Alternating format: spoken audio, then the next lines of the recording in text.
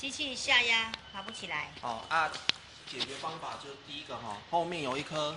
螺帽，六角螺帽拿一支10号开口扳手把它放松，不要把它完全放松，就是稍微放松几圈然后送电以后光线亮以后，拿个袋子去给它感应，它就会弹起来了。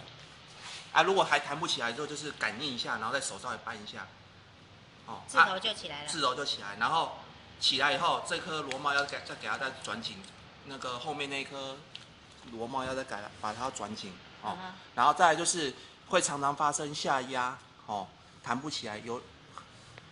2个原因，第一个是你的带子原本在封的带子突然拿厚的去封，有可能会下压弹不起来解决方法就是，如果你封厚的带子的话，这边有2颗调整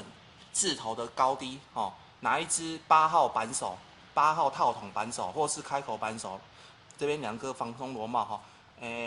微调吗？微调，两边一样顺时钟的话，就会让它字头稍微提高大概一次大概就是半圈这样左边半圈，右边就要半圈两边同时对，要不然。然后，如果你的带子如果要换回原来的薄的话，对不对？也是一样逆时钟让它字头下压，然后也是以半圈为那个基准半圈，如果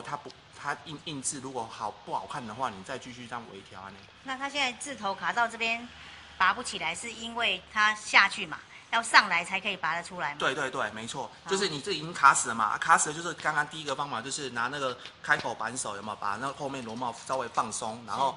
光纤稍微让那个带子让它sensor 让它感应一下，然后它就会弹起来，然后如果还没办法弹，就稍微把它往上抬一下，它就 OK 了。然后再来如果常常有这种状况，就是刚刚我讲的，你的带子第一个有可能是你的带子厚薄不一，再来就是第二个就是你可能机器这边。弹簧这边这两边有一个弹簧，这两边各有弹簧里面有个轴承。如果你没有脏东西的话，日积月累的话，它会有点不顺所以的话，有可能就是你们要拿那个风枪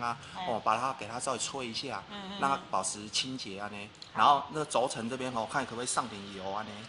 里面那个轴承有没有稍微清干净以后上点润滑油之类，机油润滑一下，或是牛油之类，给它润滑一下。这样子它就比较正常了。因为如果你都没清的话，它久就是也会卡死。再来就是你的带子如果突然太黏的话，这边字头这边下面这边有没有印字的下面也要拿那个去渍油有没有？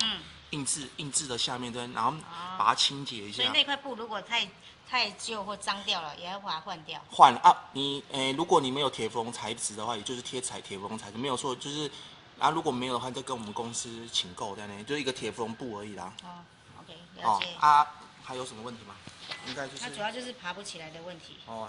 先这样看看那个如果再爬不起来的话，因为我也没看到机器你先这样排除看看因为你机器原本都跑顺的嘛，只是说偶尔会这样子嘛。对。然后你可能这边要稍微给它清一下，尤其是这个弹簧里面轴承有没有？还有弹簧要拿风枪吹一下。好，了解，谢谢好。